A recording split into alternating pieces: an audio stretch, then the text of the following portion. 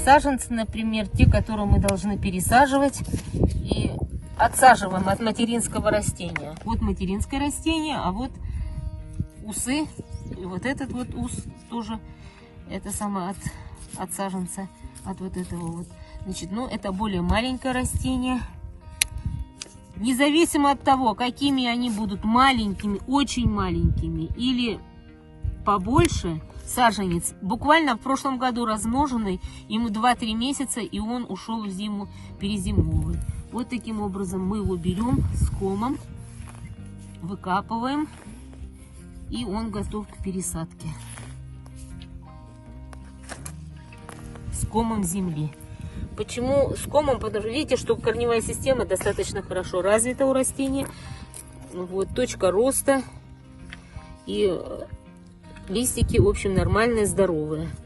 Полина, когда сажаем растения, значит, после посадки сразу рекомендуется сделать профилактику от вредителей особенно. Я хочу сказать, чтобы у вас была экологически почва здоровая на участке. Лучше всего, вот много лет уже опыт показал, что лучше всего пользоваться настоем луковой шелухи. Она совершенно безопасна. Вот, она не мешает. У нас огромное количество здесь червей находится в этой почве. Они все-таки работают над почвой, преобразуются, улучшают структуру почвы. И это очень важно. Но это не только важно для того, чтобы черви, для того, чтобы прежде всего мы были здоровы. Мне хотелось обратить внимание, я много раз повторяю, что фосфороорганические препараты, в том числе карбофос, ни в коем случае нельзя применять, потому что он относится к 30 лет назад признан канцерогенным препаратом. Сейчас существует огромное множество, но я рекомендую только биологические препараты. Есть там дендробациллины, битобакцициллины и другие. Но в отношении эффективности наиболее, мне кажется, настой луковой шелухи, он совершенно для всех, для смородины, для цветов, для огурцов. И буквально достаточно через каждые 10 дней проводить обработку, и насекомых у вас не будет. Они не переносят запах настоя вот лука.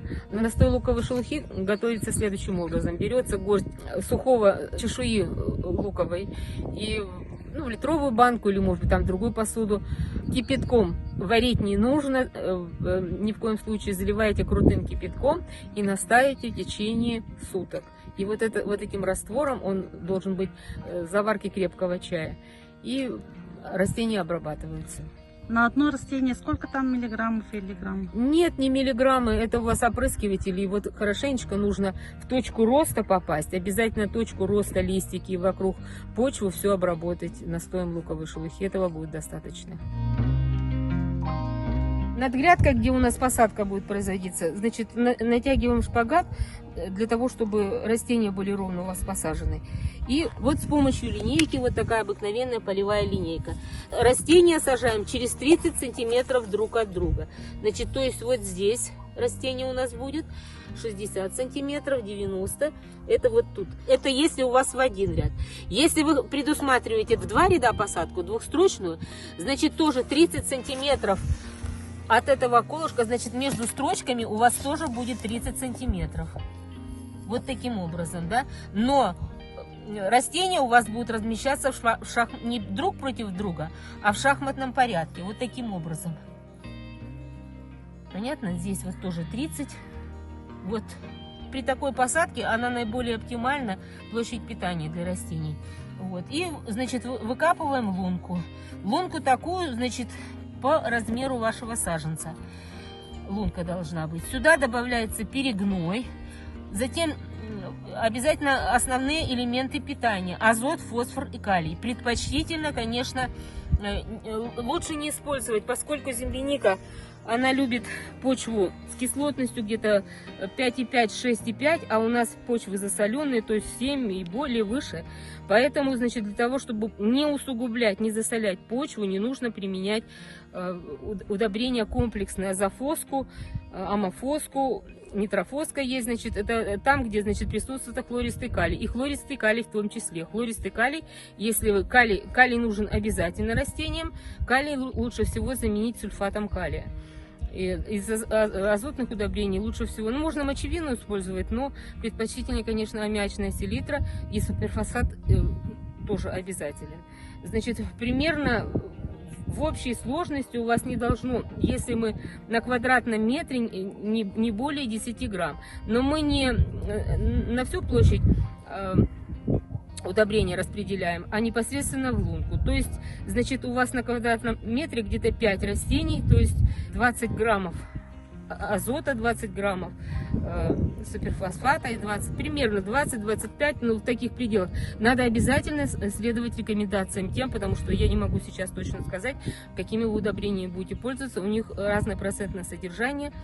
И, в общем-то, в общей сложности где-то 20-25 грамм на квадратный метр. То есть, вот эти вот, если у вас будет 20, то, значит, в каждую на 5 разделите, где-то по 4 грамма получается, что 4 грамма. Прямо в лунку, да? В лунку, непосредственно в лунку. И в лунку уже перегноя, кладете горсть перегноя, горсти, там 2 горсти перегноя и удобрения. На сухую смешиваете все, хорошенечко поливаете, несмотря на то, что, допустим, почва влажная, вот все равно нужно обязательно лунку залить доверха водой. Желательно, конечно, потеплее, погорячее. В мае земля еще холодная, поэтому лучше, чтобы лунка была теплая, когда вы будете сажать растения. Значит, все на сухую перемешали, растения посадили. Точка роста у растения, она не должна превышать, над землей находиться или наоборот углубляться. Она должна быть на уровне почвы, вот на уровне вашей грядки, когда вы садите. Почему? Потому что если вы ее углубите, значит, землей затянет точку роста, это то самое сердечко, которое, и растение у вас прекратит рост, вы его погубите. Вот. И выше, допустим, почвы ваше растение тоже не должно находиться. Почему? Потому что если выше, земляника вообще склонна, корневая система, к выпиранию.